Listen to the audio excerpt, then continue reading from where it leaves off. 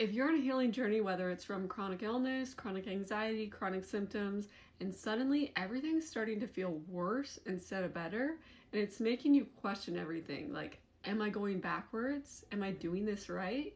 This video is for you. If you're new here, hey, I'm Steph, and I help people heal from chronic symptoms with nervous system work, somatics, brain retraining, and hypnotherapy. And the reason why I'm so passionate about this is because, well, I've been there. Okay, so you're on your healing journey. You're weeks, months, maybe even years in, and suddenly things are getting worse. This can feel absolutely alarming because we're used to thinking that symptoms are supposed to just gradually go down over time and calm is supposed to rise and feel better. But instead, it looks like symptoms doing parkour and emotions resurfacing and the nervous system saying, "What the fuck?" Which then makes your brain go, obviously, this is wrong. But here's the problem. Your nervous system doesn't interpret change as safety. In fact, it often interprets it as threat, especially if you've lived in survival mode for a long time. For a lot of us, healing can be like cleaning out a closet that you've been shoving your crap into for years. As you open the doors of that closet, everything falls out and it looks a lot worse than before. This doesn't mean there's something wrong with the closet itself. It just means you stopped suppressing that mess. But when it's your body and not a closet, it is significantly less fun. See, when your nervous system starts to come out of chronic freeze or shutdown, a few things can happen. Your awareness increases, sensations can get louder, things can become clearer, and old patterns can surface, which makes you begin to feel like things are going wrong. But the truth is, before you could have been numb, disconnected, disassociated. The brain, the body, the mind were saying, this is too much to feel, this is too much to register, to pay attention to become aware of. So I'm going to shove it back. But the good news is that when you're healing, those things will only come forward when they're ready to. So although it can feel quite debilitating and nasty, you're actually capable of handling it. But if you're like me and you're like, hey, I have not been in freeze or shutdown, I have always felt my feelings a little too much. I've never been numb or disassociated. There are other reasons that things can get worse before they get better, and often it can actually be a mixture of a few things. Reason number 2 can be that your brain is actually testing the new pattern. This phase does not get talked about enough. See, your brain is a prediction machine, and when you change how you respond to symptoms with less fear, less urgency, less fix-it mentality, your brain goes, cool, but are we sure this is safe? So it tests you to see if you'll panic, if you'll revert, if you'll change that new response back to the old one. But if you don't, that pattern weakens. And if you do, the brain says, I see danger. And that testing phase is super uncomfortable, but don't take the bait. The next reason is that your ego actually hates uncertainty. This could sting a little for some of us. Ego loves control. It loves certainty. It loves knowing what's coming and what to do. But healing asks you to not fix, to not control, and to not micromanage your body anymore. So the ego rebels.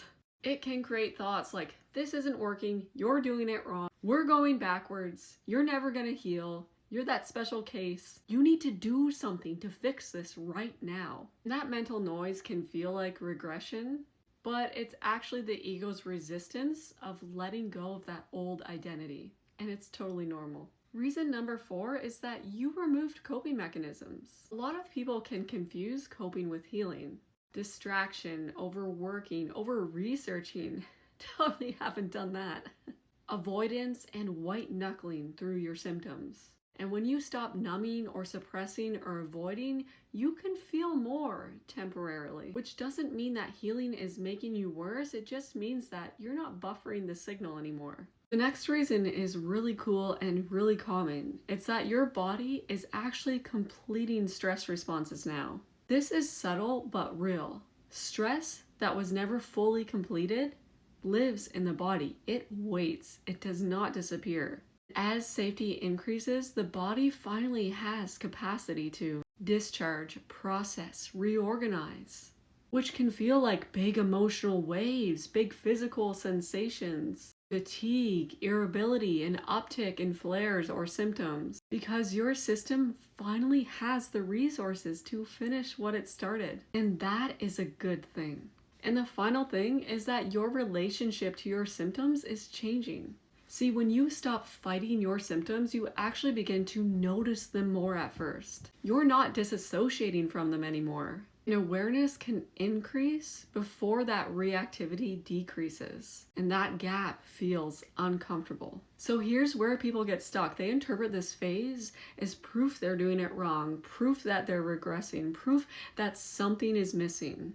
So they panic or they change strategies constantly. They seek an answer that they haven't found yet. They abandon the work that was actually helping, which then teaches the nervous system, yep, we were right, this is dangerous. And that loop tightens. So yeah, this phase can be super discouraging and confusing and overwhelming and frustrating, but I promise this phase is actually a turning point. This phase usually means that patterns are destabilizing and safety is being renegotiated and your nervous system is updating.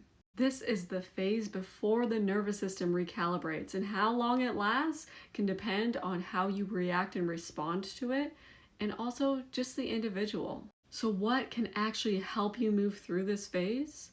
Well, don't try to fix it. Don't try to force it to be quicker. Stay consistent, hold the line, allow those symptoms and sensations without urgency. Reduce your meaning making every time you find yourself trying to figure it out or analyze or seek reassurance or try to do some research. Hold the line, remind yourself, nope, this is normal and I am safe. Orient to the present and let the body complete its process. Your body knows what to do. You don't need to like this phase. You don't need to do it perfectly. You just need to stop interpreting it as a threat. See, real healing does not happen, unfortunately, during the calm parts. It actually happens during the what the hell parts. So if things feel worse right now, I want you to hear this clearly. You are not failing. You are not going backwards. And this is totally normal. So please don't give up, because your system is just reorganizing. Healing is not linear, it's not pretty, and it does not come with a warning label. This phase, as brutal as it can feel, is often the doorway to healing, not the dead end. If you're in the worse before better phase, drop a comment down below and let me know how it's going for you. I've definitely been there, and I know that it can feel disheartening, to say the least. But I promise that you can do this. And if you've watched this video to the end, please hit like, it helps me out. Hit subscribe so that I know you want to watch more videos on healing from chronic illness, chronic anxiety, and chronic symptoms. And if you're looking for more support during your healing journey and you want to dive deeper in exactly what to do to heal your specific situation, check out the links in the description below. We can work one-on-one together, or you can take my brain body reclaim program. It has a very high success rate. It teaches your body how to feel safe again so that it can do what it knows how to do, and that is heal. Until next time, please don't give up, and remember that you can do this.